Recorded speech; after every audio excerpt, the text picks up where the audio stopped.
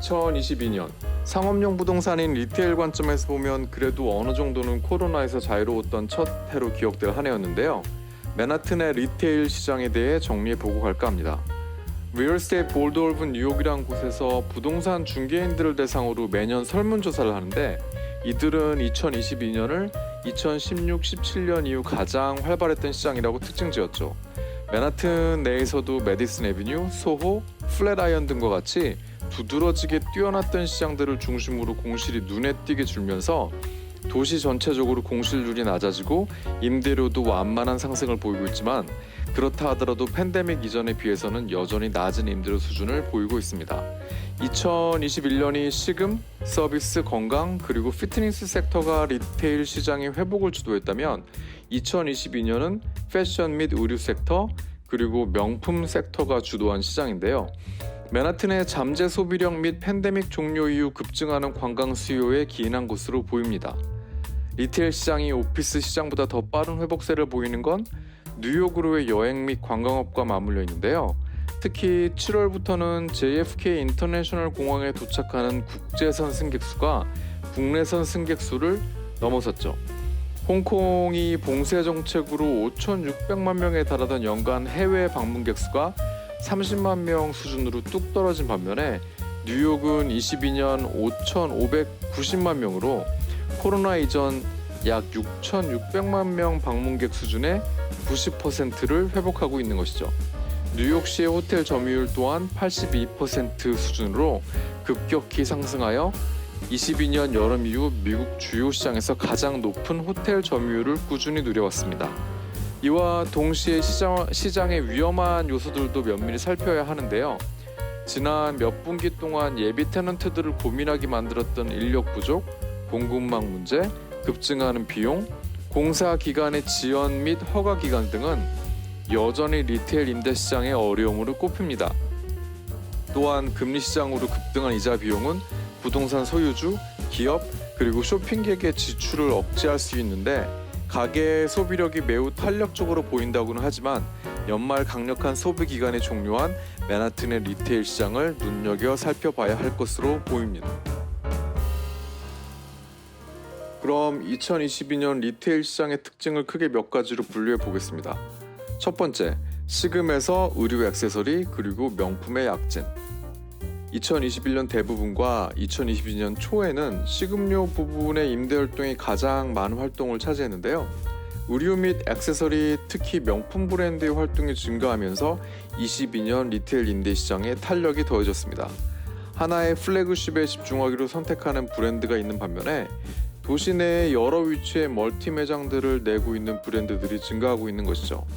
예를 들면 명품 브랜드 중에 하나인 지방시 같은 경우에는 22년 봄에 문을 연 625 메디슨 애비뉴 외에도 소호의 64 그린 스트릿에 새로이 3,500 스퀘어푸트 사이즈의 부티크 매장을 추가했습니다. 이렇게 뉴욕의 전통 명품 거리 이외에 다운타운에 신규 매장을 새로 여는 여러 매장들이 늘어나고 있습니다. 팬데믹 기간 동안 치솟았던 상품 가격에도 불구하고 명품에 대한 수요는 지속되고 있는데요.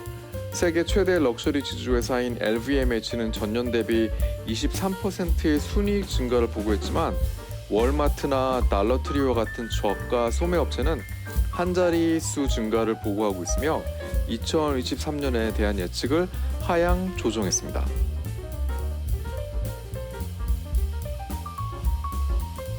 두 번째, 프라임 지역에서의 임대료 상승. 코로나 기간 동안 유지되던 낮은 임대료와 테넌트 우위의 임대 조건은 그 규정점을 찾아가고 있는데요. 공실률이 낮아지면서 테넌트에 제공되던 무상 임대 기간도 많이 짧아지고 있습니다. 그럼에도 불구하고 아직까지는 팬데믹 이전의 높은 임대료보다 훨씬 낮은 임대료 수준을 유지하고 있으며 신용이 좋은 테넌트의 경우에는 임대 협상에서 여러 좋은 조건을 받을 가능성이 여전히 높습니다. 임대료는 2023년에 더 상승할 것으로 예상되지만 여전히 코로나 이전 정점에는 훨씬 못 미치고 있는데요. 예를 들면 소호의 코로나 이전 최고 임대가가 스퀘어풋당 약 $977 수준이었다면 현재는 그에 훨씬 못 미치는 약 $343 수준이며 타임스퀘어 역시 그 최고가 2,413달러보다 현재는 약 59% 낮은 990달러 수준의 임대료를 보이고 있습니다. 이런 맨하튼 내에서도 가장 프라임 지역으로 꼽히는 지역들은 여전히 이전 최고 임대가에 비해 좁혀야 할 격차가 매우 큽니다.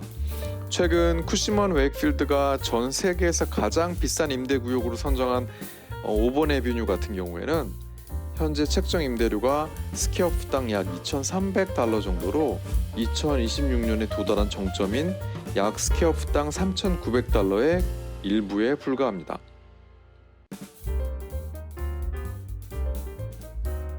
세 번째, 어느 지역 상권이 주목받고 있는가? 고객사들에게 가장 많이 받는 질문 중에 하나가 어느 상권이 부상하고 있는지인데요. 메디슨 애비뉴의 럭셔리 리테일은 50가에서 65가 정도의 로월 메디슨 애비뉴로 그 범위가 좁아지고 쏠림 현상을 보이고 있습니다. 특히 22년 들어 신규 명품 매장들이 이곳 로월 메디슨 애비뉴의 주요 공간을 대부분 소화하고 있는데요. 이 외에도 소호의 프린스 스트리트, 그린 스트리트, 브로드웨이, 그리고 플랫아이언과 유니온 스퀘어의 리테일 상권이 많은 주목을 받은 한 해였습니다. 로월 맨하튼, 타임스퀘어, 헤럴드 스퀘어, 그리고 명품 거리의 상징이라고 할 수 있죠. 5번 애비뉴에는 산발적인 임대 계약들이 이루어지고 있기는 하지만 수요가 이제 막 견인되기 시작한 것으로 보입니다. 소호에서는 2021년에 팬데믹 제한 요건들이 해제된 지 불과 며칠 만에 프린스와 그린 스트릿의 주요 매장이 임대되었으며 최근에는 브로드웨이의 매장들이 잇따라 계약되고 있습니다. 특히 브로드웨이에는 유니클로 이후 지속적으로 일본 리테일 브랜드들이 입점 중에 있습니다. 그리고 플랫아이언 유니온 스퀘어에는 이전 영상에서도 신흥 상권으로 주목받고 있다고 얘기를 했었는데요. 이 상권은 현재 메디슨 애비뉴와 소호보다도 더 낮은 공실률을 보이고 있습니다. 특이할 점은 파이다이라고 하죠. 맨하튼의 월스트리트를 위시한 파이낸셜 디스트릭트에 매우 비중 있는 테넌트가 입점했는데요. 프린템스라는 프랑스 백화점 브랜드가 이곳 원 월스트리트과 임대 계약을 체결한 것입니다. 이 럭셔리 프랑스 백화점은 미국 최초의 매장으로 이곳을 선택했는데 약 55,000 스퀘어핏 매장을 임대 계약했습니다. 또한 이곳의 이웃한 시폴트에도 임대 활동이 이어지고 있는데요. 22년에 유명한 셰프 장조제 작품이죠. 식음 시설로 가득 채운 팀 빌딩이 새로이 오픈한 것에 더해 알렉산더 웽은 풀톤 마켓 빌딩에 46,000 스퀘어피트 사이즈의 사무실 및 쇼룸 공간 임대 계약을 체결했습니다. 네 번째, 카나비스와 한류. 금년 들어 맨해튼 또는 브루클린 거리를 걸어다니면 카나비스 매장이 눈에 띄게 늘고 있는 걸 볼 수 있는데요. 타임스퀘어 같은 프라임 지역에도 고가의 임대료를 내며 진출하는 매장들이 꽤 있습니다. 최근 뉴욕의 레크레이션 마리화나도 판매와 구입이 합법화되면서 카나비스 매장의 수는 앞으로도 꽤 늘어날 것으로 보입니다.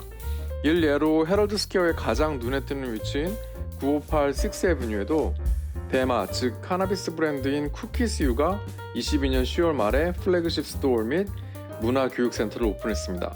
5층 센터의 최상부 2계층에 쿠키스유 교육센터가 들어간다고 하네요. 또한 한류의 붐으로 코리안 레스토랑의 오픈이 꽤 많이 일어났는데요. 한식당 코치와 아토믹스가 새로이 미쉐린 스타 식당으로 이름을 올리기도 했습니다. 아쉬운 점은 아직까지 한국에서 직진출한 식음 또는 패션 브랜드들이 많이 보이지 않는다는 점입니다. 현재까지는 대부분 이곳 현지인들이 오픈한 매장들이 성공을 거두고 있는데 한류에 대한 영향력이 높아지면서 앞으로도 이런 한국 식음에 대한 수용성은 지속적으로 늘어날 것으로 보입니다. 특이할 점은 파리바게트나 뚜레쥬르 등 한국 토종 베이커리와 한국식 프라이드 치킨 업종들이 뉴욕뿐 아니라 미국 내 타주에서 인기가 높아지면서 가맹점주들로부터 많은 관심을 받아 미 동부 지역의 신규 로케이션이 많이 오픈하고 있는 것을 알 수 있었습니다.